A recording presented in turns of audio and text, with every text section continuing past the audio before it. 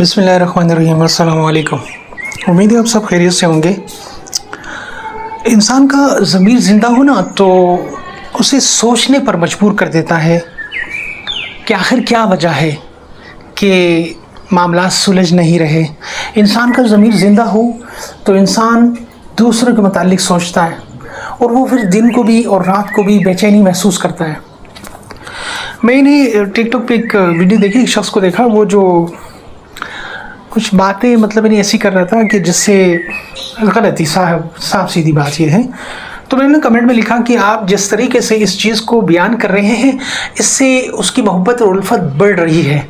नौजवान नस्ल जब ये बातें सुनेगी तो उनमें इसकी जुस्तजू, इसकी मोहब्बत, इसका शौक़, इसका जज्बा मज़ीद बढ़ेगा और फिर वो उसी तरफ लिपकेंगे, क्योंकि मुआशरे में अगर लोग उनको इस चीज़ से दूर करते हैं तो आप जैसी बातें सुनने के बाद वो मज़ीद उस तरफ को लिपकेंगे कि ऐसे भी लोग हैं जो हमें ऐसे मोहब्बत से बयान कर रहे हैं, तो उनका शौक़ जज्बा बढ़ेगा, उम्मीद जागेगी। तो उन्होंने मुझे रिप्लाई किया और उसका लुबे लुबाब ये है कि वो शख्स ये कहना चाह रहा था मुझे कि आप इस अल्फाज को वापस लें और मुझ पे ये इस तरह से इल्ज़ाम ना लगाएं और ये मेरा कॉन्टैक्ट नहीं है और मैं किसी के लिए कह रहा हूँ XYZ जो भी है। और फिर मैंने उनको दोबारा लिखा कि यार चले सही है लेकिन आपका काम गलत है। उन्होंने दोबारा मैसेज किया। किस्से मुख्तसर ये कि उनको मैंने लिख दिया कि देखिए आपका ज़मीर ज़िंदा है, आप इसी वजह से मुझे बार बार मैसेज कर रहे हैं कि मैं गलत काम नहीं कर रहा, उसको डिफेंड करने की कोशिश कर रहे हैं।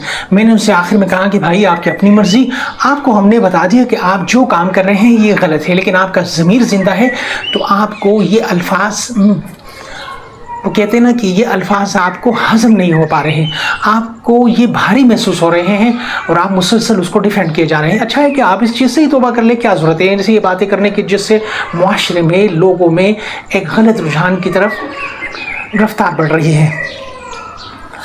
यहाँ पर एक दूसरी बात है कि कल अमीर कतर का इंतकाल हो गया। साबका अमीर कतर थे अमीर शेख हमद बिन खलीफा आल सानी, 74 बरस की उम्र में उनका इंतकाल हो गया।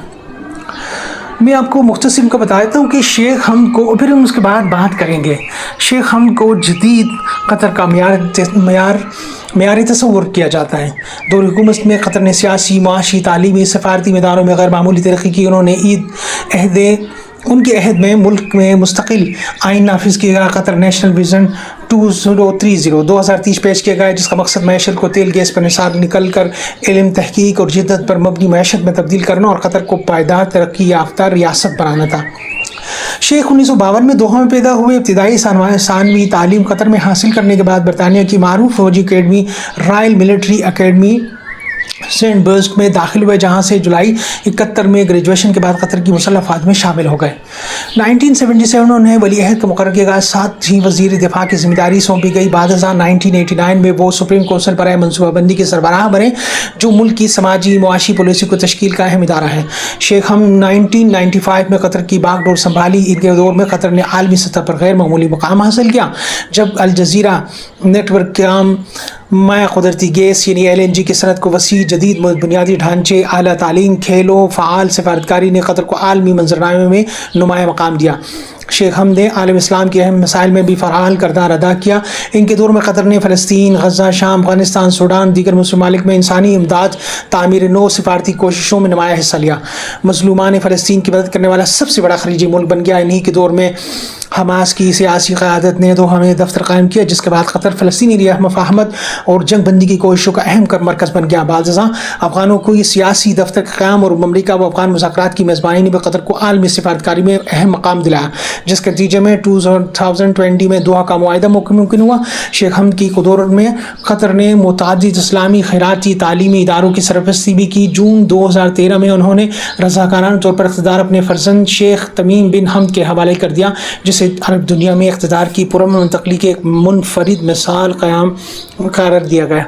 अब तो वो फ़ौत हो गए, अल्लाह ताला उनको जन्नतुल फ़िरदौस में आला मकाम अता फ़रमाया। और फैमिली मेम्बर्स को उनके जाने आने से कोई फ़र्क नहीं पड़ता, तो और वैसे भी उनको सब्र पर तो है ही, बाकी अल्लाह बेहतर जानता है, ये साफ सीधी बात है।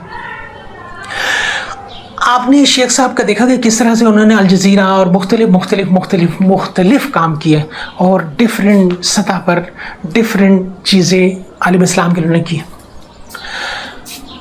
میں نے دیکھے انہوں نے بہت سارے کام کیے، نو ڈاؤٹ، اس میں کوئی دو رائے نہیں ہے، لیکن مجھے ان سے جو فٹ بال گراؤنڈ تھا دہائیاں لگی، ان کو لاکھوں کروڑوں ڈالرز خرچہ ہوئے اور اربوں خربوں روپے خرچہ کیے صرف ایک میچ کے لیے کھیلنے کے لیے۔ زمین ان کا زندہ تھا، ایسا نہیں ہے، ماشاءاللہ انہوں نے دیکھا فلسطین کے معاملے میں قطر ہو گیا، اور یہ تو اخوان المسلمین کے معاملے میں انہوں نے کافی ان کا ساتھ دیا تھا، انہوں نے بہت سارے کام کیے ہیں، نو ڈاؤٹ، اس میں کوئی دو رائے نہیں ہے، لیکن ایک بات میں نہیں کہنا چاہتا، ایک بات جو میں بالکل بھی نہیں کہنا چاہتا، میرا دل بھی نہیں مانتا اور میں اس چیزوں کی طرف آنا بھی نہیں چاہتا، لیکن پتہ نہیں کیوں میرے دل میں ایک ہوتی ہے کہ کچھ تو ہے۔ وہ بات پتہ ہے کیا ہے؟ وہ بات یہ ہے کہ شیخ صاحب نے یہ سارے کام اس لیے بھی کیے کہ تاکہ قطر کا دنیا میں نام بڑھے۔ پتہ ہے کیوں؟ تعلیم کے میدان میں ان کی کارکردگی بالکل زیرو۔ اگر یہ کہتے ہیں کہ وہ تعلیم اور تحقیق اور یہ ایکس وائی زیڈ، تو یہ 0/0/0/0 ہے۔ تحقیق بالکل نل ہے، ان کے ہاں کسی چیز کی کوئی تحقیق نہیں ہوتی، ان کے ہاں کوئی تعلیم کا معیار نہیں ہے۔ میں خود دبئی بھی گھوم چکا ہوں، وہاں کوئی ایجوکیشن کا کوئی معیار نہیں ہے، بس صرف اگر بیرون ملک سے کسی نے اپنی یونیورسٹی کا کیمپس لگا دیا تو وہ ہے، ادروائز تو ان کی اپنی کوئی چیز ہے ہی نہیں۔ ہمارے معاشرے میں سب سے بڑا مسئلہ یہ ہے کہ ہمارے ہاں شعور کی بہت بڑی کمی ہے۔ آپ مجھے یہ بتائیں کہ جب کرکٹ اسٹیڈیم فٹ بال اسٹیڈیم تھا، کروڑوں ڈالرز لگے، اربوں خربوں روپے لگے، اور اس پہ دہائیوں لگی۔ مختلف رپورٹس آئیں کہ یہاں پر کام کرنے والوں کو اتنی گرمی کی وجہ سے بہت ساری ہلاکتیں بھی ہوئی ہیں، انگریزوں نے کہا بھی کہ یہ ناجائز ہے، غلط ہے، اور ڈفرینٹ لمبی چوڑی بات ہو جائے گی۔ ہم اپنا صرف مختصر قصے کی طرف آتے ہیں۔ میں اس دن جب یہ سب ہوا، فٹ بال میچ ہوا، اور اس کے بعد جیسے یہ میچ ختم ہوا تو وہ ساری چیزیں اسکریپ کر گئی، وہ سب اسکریپ ہو گیا، خربوں دہائیوں پر مشتمل۔ وہ صرف اس لیے تھا کہ صرف اور صرف قطر کا پوری دنیا میں نام ہو، کیونکہ پوری دنیا میں فٹ بال کے شائقین سب سے زیادہ ہیں۔ یہ ایسا واحد کھیل ہے جس سے پوری دنیا میں بہت زیادہ شائقین ہیں۔ اب امریکہ میں جو ابھی فٹ بال کا میچ ہو رہا ہے، آپ دیکھیں اس کو، پوری دنیا اس کو جو نا کوریج دے رہی ہے۔ اور ایسا بھی نہیں ہے کہ ہاں شیخ صاحب نے کہ سب سے بڑی جو میں سمجھتا ہوں کہ کارنامہ الجزیرہ چینل ہے، جس کی وجہ سے فلسطین کی چھوٹی چھوٹی خبریں بھی پوری دنیا میں ہائی لائٹ کی جاتی ہیں کہ فلسطین میں کیا ظلم ہو رہا ہے۔ اگر یہ الجزیرہ چینل نہیں ہوتا تو شاید ہو سکتا ہے کہ ہمیں بھی خبر نہیں ہوتی کہ فلسطین میں کیا ہو رہا ہے، لیکن اس کے باوجود بھی ہم مسلمان ہیں۔ اللہ تعالیٰ نے ہر شخص کو جتنی اس کو جان، مال اور وقت دے رکھا ہے، اللہ تعالیٰ ان سب کا پورا احتساب لے گا، آپ سے حساب لے گا۔ آپ کو میں نے اتنا پیسہ دیا، اتنا وقت دیا، اتنی جوانی دی، آپ کو میں نے وقت، مال اور دولت دی، کیا کیا تم نے اس کا؟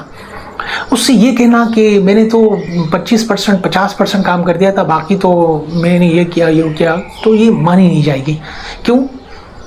کیونکہ اور دوسری بات یہ کہ شیخ صاحب اس سے بھی زیادہ کر سکتے تھے، لیکن میں نے آپ کو بتایا کہ سب سے زیادہ پیسہ انہوں نے میرے خیال سے وہ کھیلوں پہ لگا۔ جب میں نے اس چیزوں کو دیکھا اور خربوں ڈالرز کو دیکھا اور ان ساری چیزوں کو دیکھا، اور پھر آخر میں کہ کچھ چند دنوں کے بعد جو اسٹیڈیمس کے وہ اسکریپ کر گئے، جو ساری چیزیں تھیں وہ سب اسکریپ کر گئی، تو مجھے کافی حیرانگی ہوئی کہ اگر یہ لاکھوں ڈالرز، کروڑوں روپے یہ اٹھا کے افریقہ میں اسلامی غریب ملک میں یہ انڈسٹریز لگا لیتے ہیں گاڑیاں بنانے والی، کیونکہ شیخ صاحبان سب سے زیادہ لگژریز گاڑیز کو پسند کرتے ہیں۔ یہ امریکہ سے، برطانیہ سے انگریز انجینئرز کو بلاتے ہیں، وہاں پر پلانٹس لگاتے ہیں، وہاں پر وہ گاڑیوں کا کمپنی لگاتے ہیں، اور وہ ساری گاڑیاں مڈل ایسٹ میں سپلائی کرتے ہیں، اور ان کے سے ہونے والا منافع وہاں کے تعلیم اور میڈیکل پہ خرچہ کرتے، لوگوں کی انسانی زندگی کے معیار بلند کرنے پہ خرچہ کرتے، تو ان کو کتنا ثواب ملتا ہے۔ لیکن نہیں، آپ ان چیزوں کو دیکھیں کہ دنیا میں جنگیں ختم کرنا یہ بہت بڑا کام ہے، بہت ثواب کا کام ہے، لیکن صاف اور سیدھی بات یہ ہے کہ دیکھیں اس سے ایک قسم کی، میں نہیں کہنا چاہتا، دیکھیں انسان اچھے اعمال کریں تو اس کو اپریشیٹ کریں، ہم 100% ان کو اپریشیٹ کرتے ہیں، لیکن دیکھیں اصل میں مسئلہ یہ کہ ہمارے ہاں دور رس ندائش نہیں ہے، ہمارے ہاں شعور کی انتہائی کمی ہے۔ ہم سارا دن سوشل میڈیا ہو گیا اور پرنٹ میڈیا ہو گیا، الیکٹرانک میڈیا ہو گیا، ہم یہ دیکھتے رہتے ہیں، لیکن یقین جانیں ہمارے ہاں وہ جستجو، وہ شوق، وہ شعور ہے ہی نہیں۔ ہمیں یہ شعور جگانا پڑے گا، ہمیں اس چیز کے لیے کام کرنا پڑے گا کہ آخر کیا وجہ ہے، آخر وجہ کیا ہے کہ ہم امت مسلمہ کے لیے سوچتے نہیں ہیں۔ ہمارے ہاں شعور نام کی کوئی چیز نہیں ہے، ہمارے ضمیر ایسے مردہ ہو چکے ہیں۔ کیا ہمیں مرنا نہیں ہے؟ ہمیں انسانیت کے لیے کام نہیں کرنا؟ ہمارے یہاں پاکستان میں کیا کچھ نہیں ہوتا، ہم میڈیا پہ بیٹھتے ہیں، سوشل میڈیا پہ بیٹھتے ہیں، پوسٹ کر دیتے ہیں، کمنٹ کر دیتے ہیں، 2-4 گالیں بھی دے دیتے ہیں فزیکلی، لیکن کیا ہم نے کبھی منصوبہ بندی کی ہے؟ کیا ہم طویل ترین منصوبہ بندی کرتے ہیں؟ تمام مسلمان جسم واحد کی طرح ہیں، ہمارے ہاں کالا، گورا، پیلا، نیلا، افریقن، ایشین، امریکن، یورپین نہیں ہے، ہمارے ہاں صرف اسلام کا ہونا ہی کافی ہے۔ ہمیں ان چیزوں کی طرف بھی دیکھنا چاہیے کہ ہم مسلمانوں کے لیے کیا کر رہے ہیں۔ کیا ہمیں رات کو نیند آتی ہے؟ ہم نہ صحیح فلسطین کے مرنے کی، لوگوں کی مرنے کی، یہ چھیڑ پاڑ، مطلب نہیں، انسانوں کی کٹتی لاشوں کو نہ دیکھیں، ہم نہ دیکھیں، لیکن کیا ہمارے معاشرے میں ہم یہ نہیں دیکھتے کہ ہمارے ہاں کتنے لوگ جو ہے نا بغیر کھائے پیے سو جاتے ہیں، زندگی گزارتے ہیں، جن کے بچے اسکول نہیں جاتے، وہ پڑھنے نہیں جا سکتے کیونکہ ان کو پیسہ کمانا ہوتا ہے۔ تو ہمارا زمین، ہمیں منصوبہ بندی کرنی چاہیے، ہمیں اپنا شعور اجاگر کرنا چاہیے، ہمیں شعور اجاگر کرنا چاہیے، ہمیں پڑھنا چاہیے کہ ہم پڑھیں، ہم مختلف کتابوں کا مطالعہ کریں، قرآن پاک سے ہی سیکھ لیں، قرآن پاک، حدیث کی کتابیں دیکھ لیں، ہم اس میں سے کچھ تو سیکھیں، ہم اپنے شعور کو جگائیں کہ آخر ہم اسے کیا منصوبہ بندی کریں کہ معاشرے میں آنے والے 10-15 سالوں میں ہمارے معاشرے کے حالات بدل جائیں۔ یہ شارٹ کٹ سے کبھی نہیں ہوگا، ہمیں اس کے لیے مسلسل سوچنا پڑے گا، ہمیں کام کرنا پڑے گا۔ اب تک کے لیے اتنا ہی، ملتے ہیں انشاءاللہ نیکسٹ ٹائم۔ اللہ حافظ۔